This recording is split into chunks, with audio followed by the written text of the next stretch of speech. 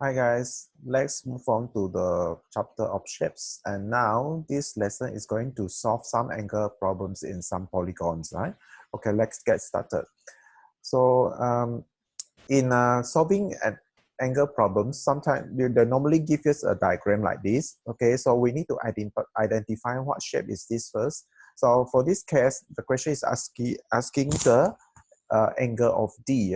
So because this is a pentagon, so we need to find out the total angle in the pentagon. So we use the formula 5 minus 2 times 180, so that's why I get total as 550. And because we know this is 90 here, and we also know this is 90, this is 90, and this is 150, so the remaining will be the answer of D. Yeah? This is how we get the answer. So 540 minus 150 and 3 of the 90. That's why we get answer as 120 for D. Okay, so if we have a circle and we have triangle here, so the question asking for A and B, and please know that because these two are radius, so this is actually a isosceles triangle. An isosceles triangle will have these two the same angle, right? So we use 180 to minus 72, then divide by 2, that's why I get the answer of A. If this is A here, and this is also A for X, so now look at this big triangle. So if we know this is A here, and this is 90 here, so 180 minus 54 minus 90 will get the B answer. This is how we get the answer. All right. So if we have two parallel lines, then there is a very important clue here, because we can know C will be alternate angle of 40 here, and then B also alternate angle of 30. And then to find A is actually C and B plus together to get the exterior angle. If you don't know, then you actually can find the angle right here first before you get the angle of A also can, right? Okay. So next one, again, you are giving a kite. So we need to identify this is a kite. So these two will get the same answer first. Okay, this is also 104. And then now to find D, because we know this is a quadrilateral, which is 360. 360 minus these two plus another 57, then we get the final answer. That will be the answer of D, right? Okay. And next one, we have two um, parallel line again, and then we have one isosceles triangle here. So if we know this is 36, so 180 minus 36 divided by 2, you get the answer of C. Yeah? After we have the answer of C, actually we can get the answer of D also, right? By 180 to minus 72, because this is a straight line giving you 180 degree. So we minus it to get 108. So to E is actually the alternate angle of C. So you C and E actually the same value. So we call it as alternate angles. Okay. Okay, next one, we have more polygons. Okay, assuming this is these two are parallel, then we need to find the angle of D. So to find angle of D, these two angles plus together has to be 180. So in order to find D, you have to use 180 to minus 57 to get the answer. To find C, we do the same thing, 180 will minus 72 to get the answer. All right. Okay, next one. These two square combined with two equilateral triangle meet at a certain point here, this point. And then the question said, there is another equilateral will fit this gap. That means we actually need to find out what is the value here to confirm that it can fit with a equilateral triangle. All right. So firstly, we know one square you have an angle of 90. This one you get 90, and this one get 90. Equilateral, each of them will get 60. So this one also 60, this one also 60.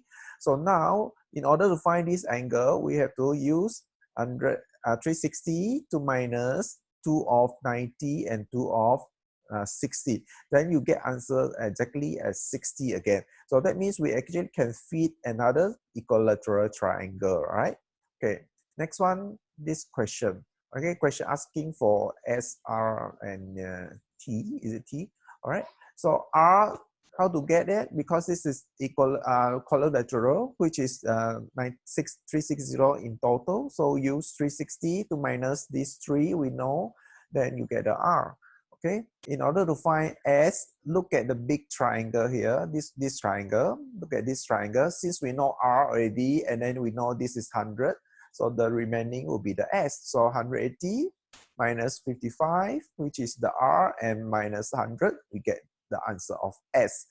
It is the same to do with T here. Okay, the same thing to do with T. 180, look at this triangle, the big one. Okay, look at this big triangle. So 180 will minus 95 and 55. Then you get the answer as 30 for T. Okay. Next one, we have two angles of this polygon, which is 180, right? 100 now, 100 yeah, for this. And the question is asking now, calculate the size of the unmarked angle, which means this one, this one, and this one, and this one. So firstly, we need to know this is a hexagon. Hexagon, we have 720 for the total. Then if you minus out this 200 here, so the remaining will divide by 4, which is equivalent to one of these angle. Right? All right, so you get 130. Okay, next one. We have another shape here, and then the question asking for the x value. Okay. Okay, firstly, we need to find out what is this first. Even though the question never asked, you still have to find. Okay, okay. So because this is a straight line 180 minus 132, that's why we get 48. And then this one also we need to know. Okay, and this one also we need to know. One by one we need to know. So 180 minus 86, you get 94 for this one, and this one will be 180 minus 64, you get 116. So then only we know how to find x. X will be 360 because equal quadrilateral 360. Then minus out these 3, we'll get the answer. Okay, so you can see that even though the question never asked these 3, we have to use these 3 clues to get the x. All right. Next one. This is another pentagon here. And pentagon. Okay, so if they are if it is a regular one, that means one of these will be 108 each for this one. So since 2y will be 108, so 1y will be 54. You need to find out what is 1y but not 2y, right? 1y, all right? Then after that, we need to find out what is 3x. Actually, we need to know what is the x value. So notice this is actually a equal isosceles triangle. This is an isosceles triangle. And then 3x will be 180 to minus the 2y, which is 2y here, because each of the angle here is 2y. So you need to minus out this 2y, which is 108. And then you divide by 2 because shared by these 2. And then you get 36. 36 is not answer. 36 is equivalent to 3x. So in order to find 1x, you need to divide by 3 to get 12 as the answer. Okay. Next one, we have another shape here. Okay. After that, we need to find out what is x and what is y. So even though there is no angle inside here, we have to find out how we get the answer. All right. Firstly, this is what shape? This is an octagon. This is octagon. If octagon, that means it's 180 minus 8 minus 2 divided by 8, a regular one. So one of these will be 135. This is 135 here. But since this is also a regular one, that means this is another isosceles triangle right here. So in order to find y 180, you need to minus 135 to get 45 as your answer. Okay, to find x, we actually need to find this small part here. Okay, this small part, okay, how to get it? Because this is isosceles triangle, 180 will minus 135, and then you divide by 2, that is 22.5. That means this small part is 22.5, and this one also 22.5. And then because the whole thing is 135, so x will be 135 minus 22.5. So the answer will be 112.5. Okay. Another one, okay, let's see this question. The question now is asking the value of x plus y. In this case, we don't know what is x, we don't know what is y. There is no significant clue here. So the question is actually asking x plus y is how much. So since this is a hexagon, the total will be 720. 720 minus out this 4 will be the total answer of x plus y. Okay. Okay, next one. Okay, the question asks for x and y value. This question quite easy because these two parallel. That means y will be 74 because of corresponding angle, right? Okay, you see this one? The corresponding 74 and 74, they are the same. And in order to find x, 180, because it's this triangle, 180 minus out these two will get the answer, which is 35 in this case, right?